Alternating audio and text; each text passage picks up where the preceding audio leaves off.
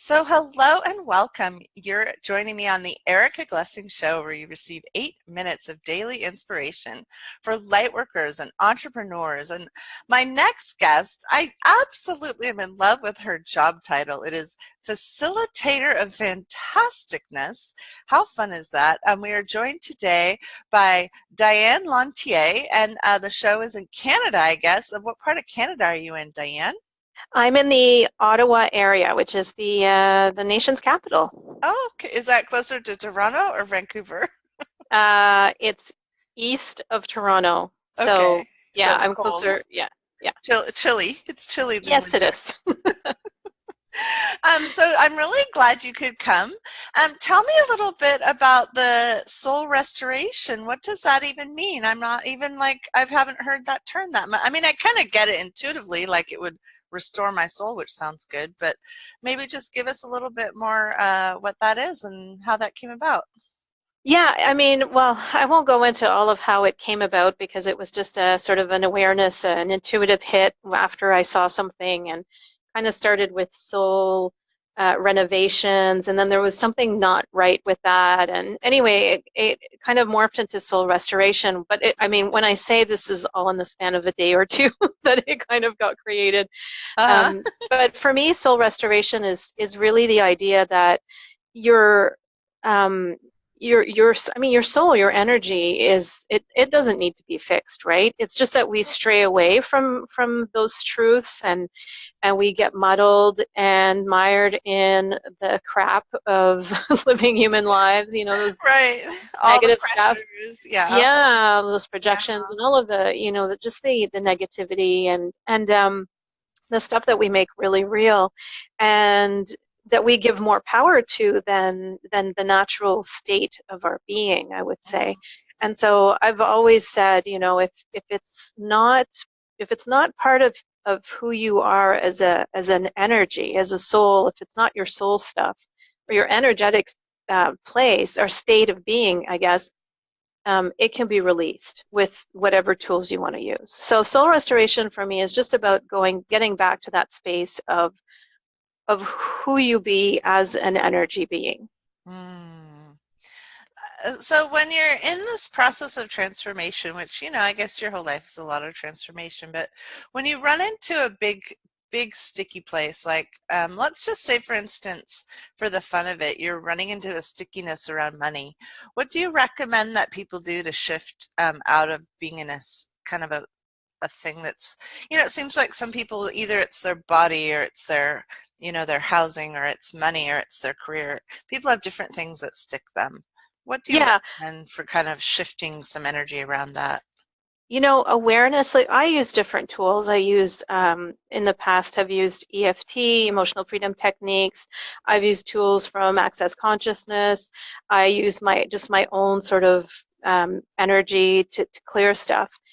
Uh, So it's really, I find it's having the awareness is the biggest thing. Once you have the awareness, you can just say, okay, I'm not going to function from that anymore. You can literally Mm. just go into your own energy field and just clear it with intention.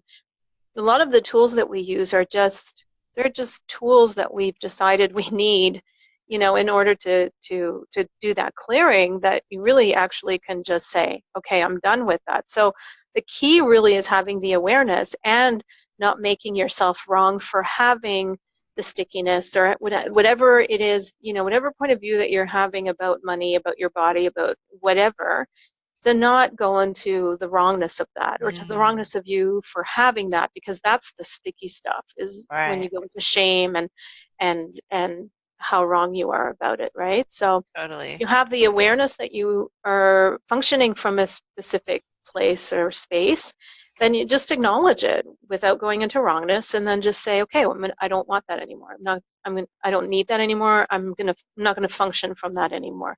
But yeah, so having the awareness and knowing that it is something that you can shift. So many people feel like they're stuck in this sticky, instead of just like, hey, I'm this, magical mofo, to use the title of my internet radio show. I'm just a magical mofo who can just change anything. Yeah, anything. I love it. Yeah. I mean, I would love this topic as we're going to the close of this year and heading into a brand new year. It seems to me I always do some kinds of rituals to let go of some stuff and invite new things. Is there anything that you recommend that our listeners could do as they're heading out, saying adieu to the year and inviting in a brand new year? I have to say I am not a ritual person. I am not into rituals. I just, I think, I'm not saying they're bad. It's just not something that I'm into. And I just think it's so important to always be on top of your awareness, your self-knowledge, and to know that you can shift and change things for every moment without needing ritual. So ritual is nice, but you don't need it. And I think sometimes people end up getting caught up in, I need that, I Right. need to Or they do, I can, the need, other thing, as soon as you said that, I saw it as like another way that people would use to, possibly judge yourself. So I could see you're yeah, hitting January going, oh my goodness, I wanted to do this and this and that, but, I could see where it could be used against you. But I personally I do a 1 year prophecy letter to myself, and I date it at the end of 2000 next. oh, cool. Yeah, That's, and I but just write some crazy stuff that shows up, like, I write fun stuff as though it had already happened. I call it a 1 year prophecy letter, so that's something that I do. yeah, just like law Yeah, of attraction stuff, right? yeah, exactly. It's um, just writing things down. Hmm. In connection with kind of giving, well, I kind of think a lot of things are pre-paved, so that if we don't have awareness and we don't try to change things, then they'll roll out pretty much pre-paved sometimes. Does that make sense? Yeah. Yeah, so it's just another tool to help a person transform, maybe, huh? And I think what's important when people are using law of attraction tools is, one of the things that I've said for a really long time is if you don't have what you think you want, it's because there's a part of you that doesn't want it. And same if you have something you don't want, there's a part of you that wants it, right? So again, in not judging ourselves and not making ourselves wrong, it's really important to be aware of where we're functioning from and those points of views that we're carrying, so that if there's something that you're asking for, you know, like Mm. with a prophecy letter or a vision board or anything like that, like, vision boards are great, but if you just throw something up there and hope it happens, you might still not be in alignment with any of the things that you think you desire, right? So Yeah, I it's mean, important. I've used those tools differently. So if I do, I've only done a few vision boards, but essentially I hold the energy and then I ask when I'm making choices, is this part of that, right? Right, And then I'm exactly. always changing them because I'm always changing the outcomes I desire. Right. And so you're staying in awareness the whole time, Yeah. right? Yeah. And And in in fact, alignment with what you, yeah, yeah. exactly. And then I Yeah. just ask questions so that my actions um, can get me there, but Yeah. the other thing that I write is sometimes you don't think big enough because you're not used to it maybe, and I let people, I do believe in dreaming big and then taking action, then it's in alignment with your dream, even if it's a little action.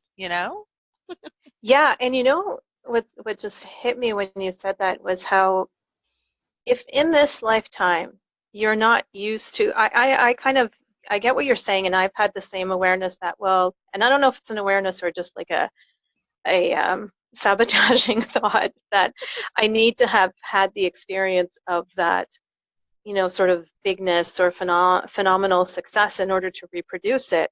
I don't know if that's true or not, but even if it were, we've had like how many lifetimes, and there's got to be some in there where you've had that phenomenal success that you can tap into and Yeah. draw that, you know what I mean?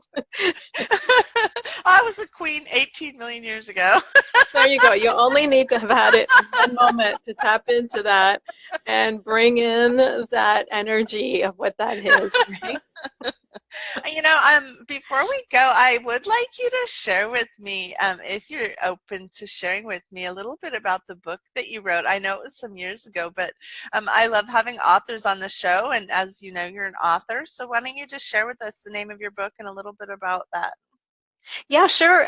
It's called On Loneliness, Angelic Messages to Comfort and Inspire, and it is a book that I channeled uh, about 12 years ago. It took me about a year. I used to do it on my my lunch breaks, and I would Nice. just channel these bits and pieces. They're angelic messages, and because back then I did mostly angel readings, and just put it together, and it created this beautiful book that Oh, has sold around the world. I have hard copies. I sell it on Amazon, and love also it. it's a book that people can pick up. This not my intention. My intention was to create a book that can be read from front to back, Uh-huh. but it people will pick it up like a tarot deck or an oracle card deck and just flip it open and get the message that they require that day. And so it works really well that way because Oh, it's all of awesome. these sort of short messages that you can I just love read it. one message if you want to. Well, let's can we put a link to that in the show description for the Absolutely. interview? Yeah, absolutely. There's also a Yeah. page on my website about the Okay, book. cool. Yeah. Let's share that with the audience. And thank you so much for coming, Don. Thanks I for mean, having me, Diane Diane. Lantier. Diane Yes. Lantier. I had to write down Diane's name because it's spelled a little differently than it looks like on the so I had to practice. So thank you for bearing with that, everybody in the audience. And Diane, why don't you share your domain and how people can reach you? Yeah, absolutely. My website is www.soulrestoration.ca. I have a Facebook page, which is facebook.com/Diane Lancier 111. And I have a radio show that I co-host on achieveradio.com. And we have a YouTube channel for that, because we do a video show on which we do energy clearings, and that's called Awesome. Magical Mofos. Yeah. I love it. Thank you for coming. Have a great day. Thanks, Erica.